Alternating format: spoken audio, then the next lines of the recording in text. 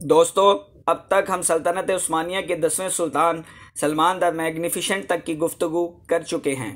Sultan Salman the magnificent के बाद सल्तनत उस्मानिया एक ऐसे सुल्तान के हाथ में आई जो किसी भी तरह इसका अहल ना था।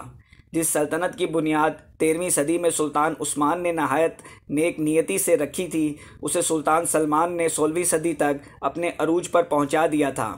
चुनाचा उस्मानियों को इनाम में मिलने वाली इस जागीर की वुसअत मक्का मौज़मा से लेकर हंगरी के शहर बूडा तक और बगदाद से लेकर अलजायर तक फैल चुकी थी।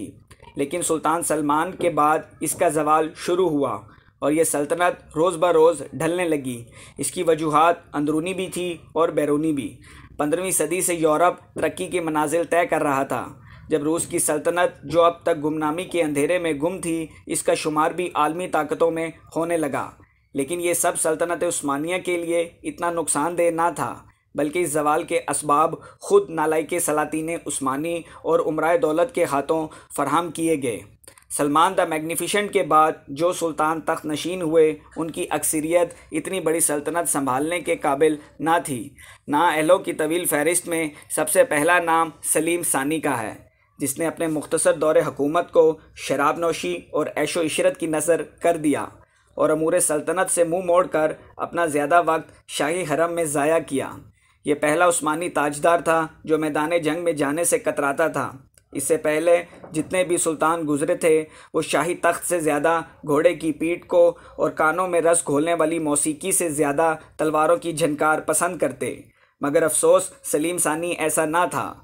ये सल्तनत 300 बरस की तरक्की के बाद कमाल अरूज तक पहुंची थी, इसलिए इदारे मजबूत थे। उन्होंने सल्तनत का इस्तेहकाम बरकरार रखा, जबकि सल्तनत उस्मानिया की दूसरी खुशनसीबी मोहम्मद सोकोली नामी वज़ीर आज़म का मिल जाना था, जिसने इस सल्तनत का अरूज कायम रखा और गैर मामूली दानिशमंदी के सबब इसे अंदरूनी और बैरूनी ख़तरों से महफूज रखा।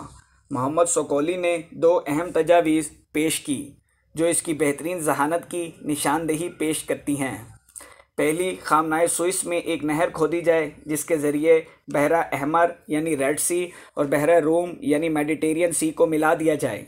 अगर यह मंसूबा कामयाब हो जाता तो तुर्कों की बहरी ताकत और बहरी तजारत में इनकलाबी तरक्की रोनमा होती। जबकि दूसरी तजवीज़ दरियाए डॉन और दरियाए वोल्गा को एक नहर के ज़रिए मिला देने की थी। ये दोनों दरिया एक मुकाम पर बहुत करीब आ जाते थे और यही वो नहर खोदी जानी थी जिसके ज़रिए तुर्की बेड़ों की रसाई बहरिया कैस्पियन तक मुतवक्का थी, जहाँ से ईरान, आज़रबाईजान और दीगर इलाक़ों तक बआसानी यलगार की जा सकती थी। लेकिन इस मंसूबे को पाया तकमील तक पहुंचाने के लिए अस्त्राखानी नाम शहर पर कब्ज़ा ज़रूरी था, जो दरियाए वोल्गा के दहाने पर मौजूद था और इस वक्त रूस के तसल्लुत में था। इस गर्ज से कोसोली ने 25,000 जनीशीरी फ़ौज रवाना की, जबकि क्रामिया के 30,000 सिपाहियों ने भी इनका साथ दिया। तो ये मुतहिदा फ़ौज अस्त्राखान नामी शहर पर कब्ज़े के लिए आगे बढ़ी। ये तारीख़ में तुर्कों की रूस के साथ पहली जंग थी जो मौसम की ख़राबी की वजह से कामयाब ना हो सकी। हिस्मत उठाने के बाद जब यह अफवाज वापस लौट रही थी, तब इनका बड़ा हिस्सा तूफ़ान की नज़र हो गया। इस नाकामी के बाद दरियाए वोल्गा और डॉन को मिलाने की तजवीज़ मुस्तरद कर दी गई। रूस उस वक्त इतना ताकतवर ना था कि इस हमले का जवाब देता। चुनाचा उसने एक सफारतकारी की मदद से उस्मानियों से सुलह कर ली, जबकि दूसरी तरफ अरब और यमन में बगावत के सबब खामनाए सुइस की तजवीज़ भी नामालूम मुद्दत के लिए रद्द कर दी गई। इन बगावतों को कुचलने के बाद सलीम सानी ने कब्रस पर हमले का इरादा किया। मोहम्मद सोकोली इस हमले के ख़िलाफ़ था क्योंकि ये उस्मानियों के हलीफ वीनस के कब्ज़े में था, मगर सुल्तान सलीम की ख्वाहिश के मुताबिक इसका मुहासरा किया गया और काफ़ी जद्दोजहद के बाद तमाम साइप्रस पर उस्मानी परचम लहरा दिया गया। इस जंग में नाखुशगवार वाक़या भी पेश आया। कब्रस का सलार बीकडिनो जो हथियार डाल चुका था और उस्मानियों की तरफ से इसे अमान दी जा चुकी थी। इसके और उस्मानी सलार मुस्तफ़ा पाशा के दरमियान एक बहस हुई, जिसका अंजाम ये हुआ कि साइप्रस की तमाम फ़ौज को कत्ल कर दिया गया और ब्रडकीना की खाल खिंचवा ली गई। इस वाक़े ने यूरोप की आवाम को ख्वाब गफलत से बेदार कर दिया और मसीह हुकूमतों ख़ुसूसन स्पेन, वीनस और माल्टा के दरमियान इत्तेहाद अमल में आया। इस मुत्तहिदा बहरी बेड़े का सालार डॉन जॉन नामी नौउमर लड़के को मुंतखब किया गया, जो शहनशाह चार्ल्स द फिफ्थ का नाजायज़ बेटा था। इस जवाब में तुर्कों का बहरी बेड़ा अपने बहरी जहाज़ों की तादाद में यूरोपियों से बड़ा था। लिपेंटो के मुकाम पर पहुंचा इस बहरी बेड़े की क़यादत अली पाशा नामी नौजवान कर रहा था। इस बेड़े में क्लिच अली जैसे कई तजर्बेकार अफसर मौजूद थे, लेकिन अली पाशा की मनमानियों के सबब तुर्की बेड़े को भारी नुकसान उठाना पड़ा। इस लड़ाई में अमीरुल महर अली पाशा मारा गया। यूरोपियों ने इसका सर काटकर जहाज़ के मस्तूल पर लटका दिया। ये देखकर तुर्कों के कदम उखड़ गए और उस्मानियों को बदतरीन शिकस्त का सामना हुआ।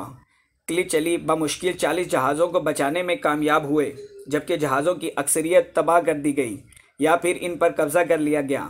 16वीं सदी ईस्वी में ये तुर्कों को पहली और बड़ी शिकस्त थी।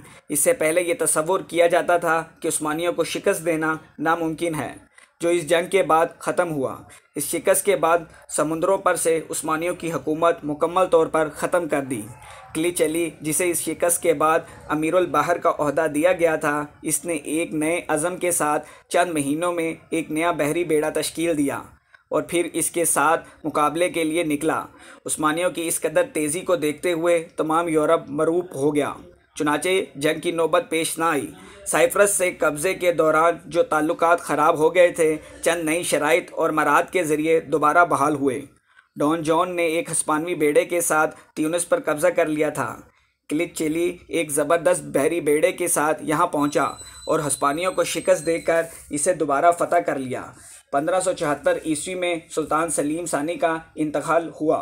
कुछ मौरखीन के मुताबिक सुल्तान सलीम सानी की मौत की वजह शराब नौशी थी, जबकि कुछ मौरखीन बैतुल खला में पाँव फिसलने को इनकी मौत की वजह बताते हैं।